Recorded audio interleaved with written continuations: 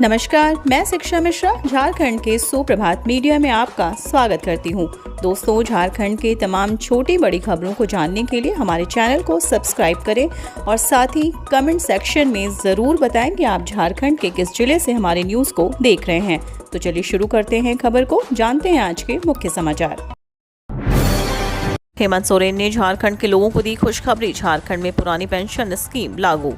झारखंड के मुख्यमंत्री हेमंत सोरेन ने बड़ी घोषणा की है। दरअसल हेमंत सोरेन सरकार ने मौजूदा सरकारी कर्मचारियों के लिए पुरानी पेंशन योजना लागू करने की मांग को कैबिनेट की बैठक में स्वीकृति दे दी है। बता दें, इसको लेकर राज्य सरकार के कर्मियों के प्रतिनिधिमंडल ने कई बार मुख्यमंत्री से मुलाकात भी की थी। कर्मियों ने हेमंत सोरेन से मुलाकात कर 1 जनवरी 2004 के बाद नियुक्त राज्य कर्मियों को भी पुरानी पेंशन का लाभ देने की मांग की थी। इस मांग पर बजट सत्र में विचार करने की बात कही थी, जिसके बाद 15 जुलाई को मुख्यमंत्री ने पुरानी पेंशन स्कीम को लागू करने की स्वीकृति दे दी है। दिल्ली की तर्ज पर 100 यूनिट फ्री बिजली देने का झारखंड सरकार ने वादा किया पूरा। दिल्ली की तर्ज पर अब झारखंड में भी बिजली उपभोक्ताओं को 100 यूनिट बिजली फ्री में मिलेगी। घरेलू बिजली उपभोक्ता के लिए यह सौगात राज्य सरकार ने कैबिनेट की बैठक के बाद लिया है। यह झारखंड मुक्ति मोर्चा का चुनावी घोषणा भी था। घरेलू उपभोक्ताओं को 100 यूनिट फ्री बिजली दिए जाने पर सरकार को 3000 करोड़ का अतिरिक्त बोझ उठाना पड़ेगा। ऊर्जा विभाग के बजट को भी सरकार को भारी भरकम करना होगा। जानकारी के अनुसार 30 लाख घरेलू बिजली उपभोक्ताओं को इस घोषणा से लाभ होगा। वैसे भी राज्य में बिजली उपभोक्ताओं की संख्या 43 लाख से अधिक है। इसमें 30 लाख घरेलू कस्टमर हैं, जिन्हें सरकार की तरफ से अब 30 करोड़ यूनिट बिजली फ्री में देनी पड़ेगी। सीएम हेमंत ने 11,406 युवाओं को दिए नियुक्ति पत्र, कहा निजी कंपनियों में स्थानीय को 75% आरक्षण।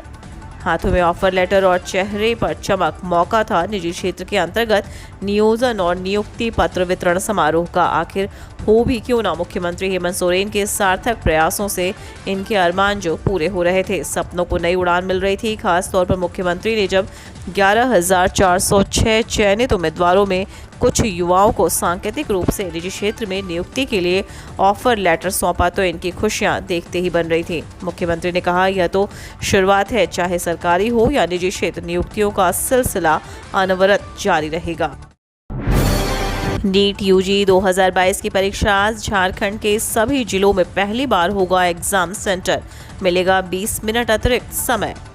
नीट 2022 की परीक्षा 17 जुलाई को होने वाली है। इसमें पहली बार बदलाव करते हुए अभ्यर्थी को 20 मिनट का अतिरिक्त समय दिया जाएगा। परीक्षा के लिए 1 हफ्ते पहले ही एडमिट कार्ड जारी किया गया था। झारखंड के अभ्यर्थियों के लिए सबसे खास बात यह है कि यह पहली बार है जब झारखंड के सभी जिलों में परीक्षा के लिए केंद्र बनाए गए हैं। इस बार राजधानी रांची में नीट परीक्षा के लिए 10 केंद्र होंगे। मिली जानकारी के अनुसार वर्ष 2021 में राज्य के कुछ ही जिलों में सेंटर बनाए गए थे। हालांकि रांची में 25 परीक्षा केंद्र थे।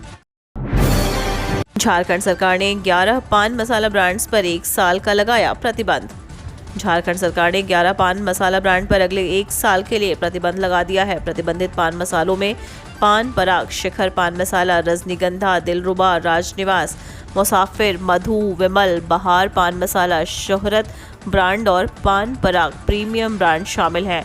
फूड सेफ्टी और स्टैंडर्ड एक्ट 2006 के तहत यह प्रतिबंध लगाया गया है। आम लोगों के हित को मद्देनजर सरकार की तरफ से यह कार्रवाई की गई है। अपर मुख्य सचिव अरुण कुमार सिंह के हस्ताक्षर से पान मसाला के उत्पादन, भंडारण और वितरण पर रोक लगाने की अधिसूचना भी जारी की गई है। इसको लेकर सभी जिलों में खाद्य आयुक्त स्तर के अधिकारियों द्वारा अग्रेतर कार्रवाई की जा रही है। मेडिकल व इंजीनियरिंग की पढ़ाई 13 भाषाओं में, शिक्षा राज्य मंत्री ने बताई नई राष्ट्रीय नीति का राज। केंद्रीय शिक्षा राज्य मंत्री अन्नपूर्णा देवी ने कहा कि अंग्रेजी शासनकाल में लॉर्ड मैकाले ने भारत की प्राचीन शिक्षा पद्धति को समाप्त करने का काम किया। एक रणनीति के तहत हमारी प्राचीन सभ्यता और संस्कृति को समाप्त करने की तैयारी की गई थी। बच्चों को इससे दूर रखा गया, उन्हें मानसिक रूप से गुलाम बनाया गया। अब नई राष्ट्रीय शिक्षा नीति 2020 में लॉर्ड मैकाले की शिक्षा पद्धति को समाप्त करने की तैयारी की गई है। अब स्कूलों में बच्चों को भारत की गौरवमय इतिहास, सभ्यता एवं संस्कृति से अवगत कराया जाएगा। प्राचीन काल में किस तरह की गुरुकुल परंपरा चल रही थी, उससे बच्चों को अवगत कराया जाएगा। अब बच्चों को गुणवत्तापूर्ण ज्ञान आधारित व्यावसायिक शिक्षा दी जाएगी। लातेहार में पुलिस को बड़ी कामयाबी, 2 लाख के इनामी नक्सली संजय प्रजापति ने किया सरेंडर। झारखंड में लातेहार पुलिस के समक्ष नक्सली संगठन झारखंड जनमुक्ति परिषद के 2 लाख का इनामी जोनल कमांडर संजय प्रजापति ने सरेंडर कर दिया।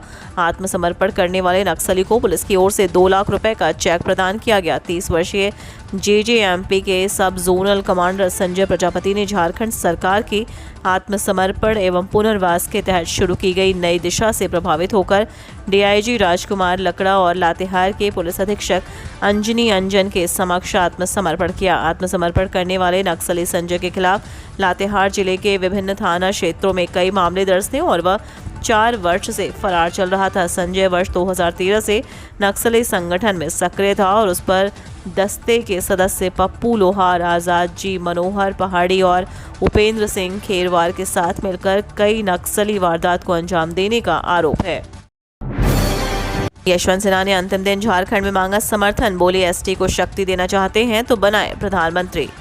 राष्ट्रपति पद के उम्मीदवार यशवंत सिन्हा का शनिवार को झारखंड दौरा रहा। समर्थन मांगने के अंतिम दिन यशवंत सिन्हा ने झारखंड कांग्रेस के विधायकों और सांसदों के साथ बैठक की। वहीं यशवंत सिन्हा ने राज्य के मुख्यमंत्री हेमंत सोरेन से भी मुलाकात कर समर्थन मांगा। हालांकि जेएमएम ने पहले ही एनडीए उम्मीदवार द्रौपदी मुर्मू को समर्थन देने की घोषणा कर दी है। यशवंत सिन्हा ने कहा कि अगर वाकई में अनुसूचित जनजाति को सचमुच में शक्ति देना चाहते हैं तो उनको देश का प्रधानमंत्री बनाने का काम कीजिए। आखिर क्यों कोई अनुसूचित जनजाति का व्यक्ति प्रधानमंत्री नहीं बन सकता? अपना प्रधानमंत्री का पद छोड़कर इन्हें मौका दे। राष्ट्रपति का पद जरूर गरिमा का पद है, पर यह सीमित पावर का पद है। अगर वो चाहते हैं कि ये वर्ग तरक्की करे तो प्रधानमंत्री बनाए।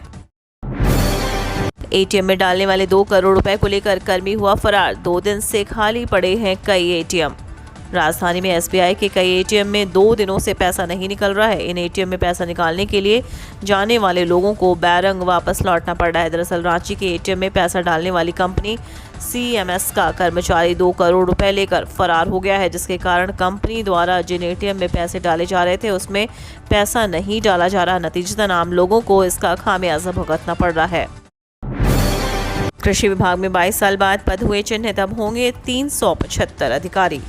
कृषि विभाग में अब अधिकारियों के 375 पद होंगे। कृषि विभाग ने राज्य गठन के 22 साल बाद पदों का चिन्हितीकरण कर लिया है। कई नए पद बनाए गए हैं। संयुक्त बिहार के समय प्राप्त जिलों के आधार पर ही पदों का चिन्हीकरण किया गया। बिहार से जो पद मिले थे उसमें संशोधन भी किया गया। राज्य कैबिनेट से अनुमोदन के बाद के कृषि, पशुपालन एवं सहकारिता विभाग ने इसकी अधिसूचना जारी कर दी है।